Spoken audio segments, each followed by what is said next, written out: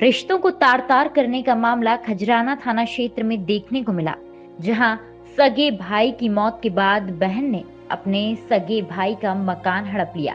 पीड़िता रोशन बी निवासी जूना रिसाला ने अपनी सगी ननद पर आरोप लगाया है कि पति की मौत के बाद ननद शहीदा बी ने उनके मकान पर जबरन कब्जा कर लिया है। फरियादी रोशन बी ने बताया कि मेरे स्वर्गीय पति अब्दुल वाहिद ने अपनी बहन की गरीबी पर तरस खाकर उन्हें खजराना की दौलत बाग कॉलोनी का मकान मामूली किराए पर दिया था। जिस वक्त मकान मेरी ननद को रहने के लिए दिया था, उस वक्त मेरी ननद शाहिदा की आर्थिक हालत बहुत खराब थी।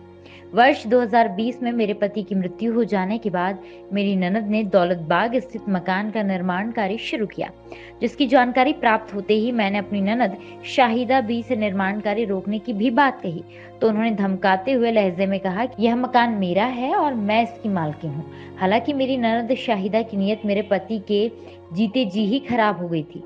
मेरे पति ने काफी समझाया कि बहन, मेरा मकान है, मैंने तेरे हालत पर तरस खाकर तुझे दिया है, तो अब मेरा मकान मुझे वापस कर, मेरी बच्चियों की शादी करना है।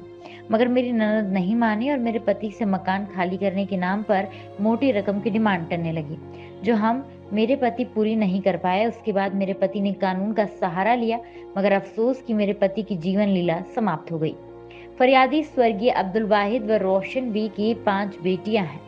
पति की मौत के बाद अब रोशन की आर्थिक स्थिति बहुत खराब होती जा रही है। पति के बाद घर में कोई कमाने वाला नहीं है। बेटी, जवाई, दिगर रिश्तेदारों की मदद से गुजर बसर बड़ी मुश्किलों से हो पा रहा है। ऊपर से सितम यह है कि पति की सगी बहन शाहिदा और उसके परिवार ने मकान पर कब्जा कर लिया है। आए दिन गुंडों से धमकाते हैं, मकान खाली करने के नाम पर मोटी रकम की डिमांड करते हैं।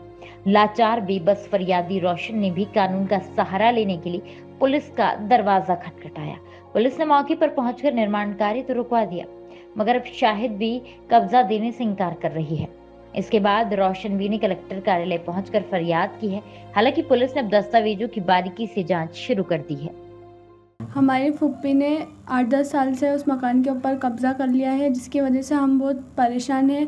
हमारा कोई भाई भी नहीं है, हम 5 बहनें हैं। हमारे पापा की भी रोड एक्सीडेंट में मौत हो चुकी है, जिसके बाद हमारे पापा को 1.5 साल हो चुका है। उसके बाद हमारी फूफी ने उसके ऊपर वो मकान को बनाना शुरू कर दिया है, जिसकी वजह से हम बहुत परेशान हैं।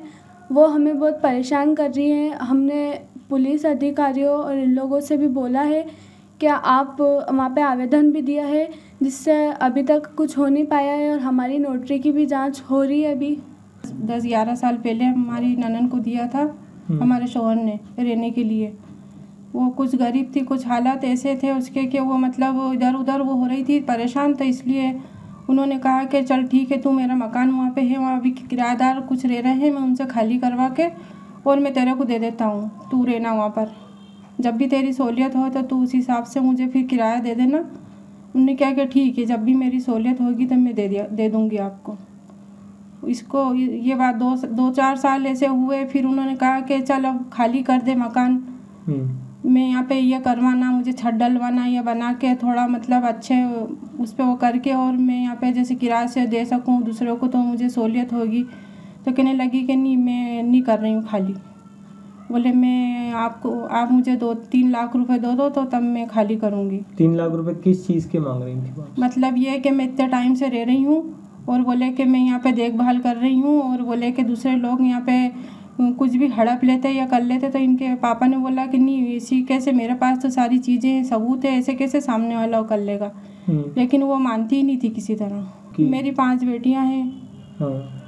मैं कुछ टाइम से बहुत परेशान भी हूँ। अभी 1.5 साल से उनके पापा के जाने के बाद मैंने उनसे किराए की बात भी की थी कि मुझे कुछ टाइम से अभी तक के नहीं आप दे रही हो, तो अब मुझे पैसों की ज़रूरत है, मैं परेशान हूँ, तो इसलिए आप मुझे 2 या 2.5-3 हज़ार जो भी आपसे बने तो मुझे दो पैसे। तो कहने लगी कि नहीं, मेरे पास नहीं। बोले मैं काय के लूँ। मतलब वो किसी तरह मतलब किसी को कुछ समझ ही नहीं रही है। मतलब उन्होंने मतलब मकान भी बनाया तो मतलब किसी से ना कुछ बातचीत करी, ना किसी को कुछ बताया। मुझे बहुत टाइम, जब उन्होंने थोड़ा घर का मकान काम चालू कर दिया, इसके बाद फिर मुझे पता चला, तो फिर मैंने ये कार्रवाई शुरू करी।